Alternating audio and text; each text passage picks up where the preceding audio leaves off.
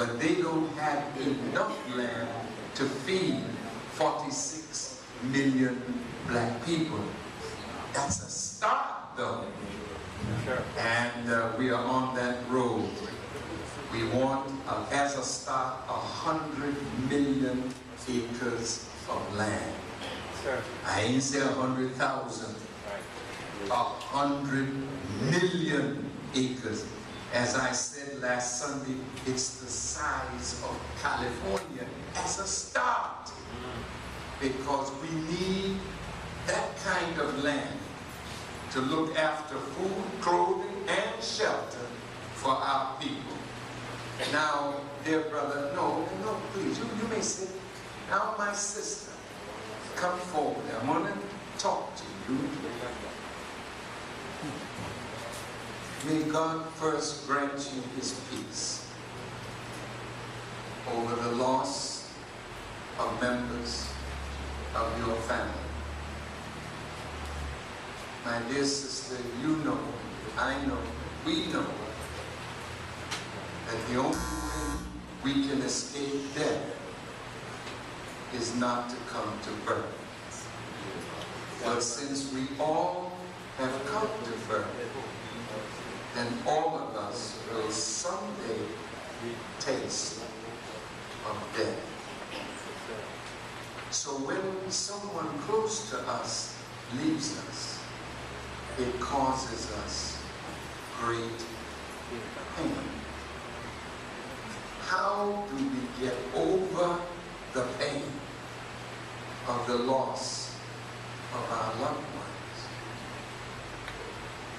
First, we have to know that death, as the Quran says, I cause life, and I am the ultimate cause of death. The Bible says, the Lord giveth, and the Lord taketh away. Blessed be the name of the Lord.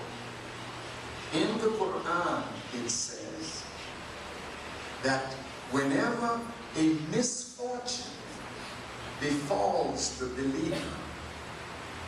believer says, God is my patron. Like you opened your remarks, I'm a Christian, I am a Catholic.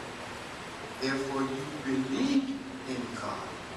And if you believe in God, he says, and to me is your eventual return. You cannot return someplace that you didn't come from. You didn't come from the earth. This body came from the earth, but you and your loved ones, they came from him alone who gives life. So when that loved one passed, their spirit returned to him who gave it, and the body returned to the earth.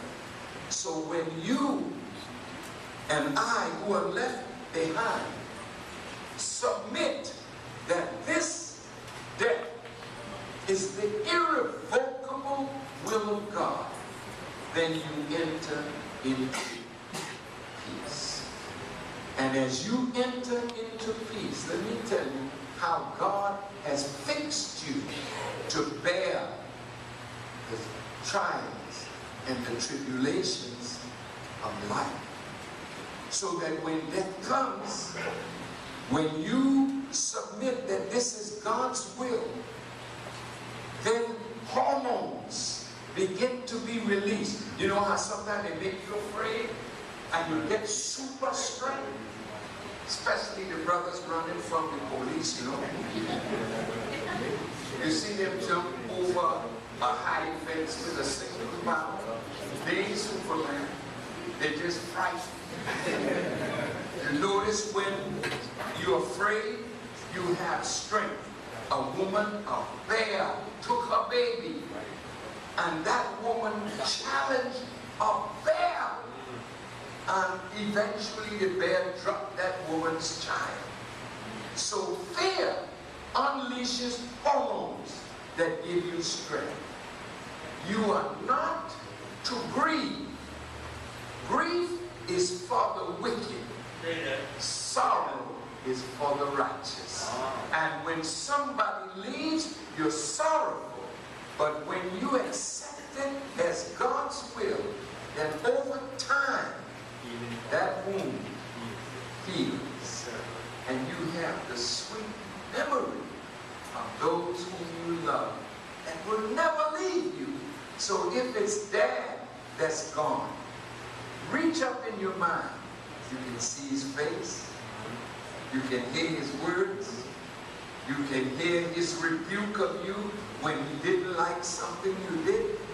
And you can hear his laughter. He will always be with you until you leave. And you have 5 children.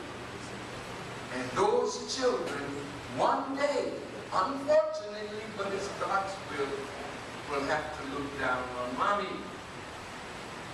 And they will grieve or sorrow over your loss, but you have to return to him who gave you life.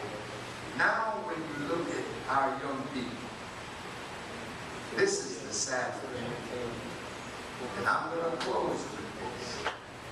500 young black men were killed, according to what I read, from Belize City in the last 4 years. Our young people are killing each other. Did you know that this is a plan? This is not an accident. It's written in the scriptures of both Bible and Quran. Hear the words. Pharaoh, looking at the children of Israel and their increased birth rate, Pharaoh called some people to himself and said, come.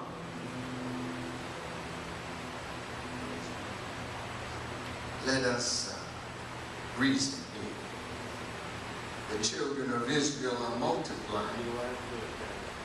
Let's deal wisely with them, lest they multiply, join on to an enemy, and come against us.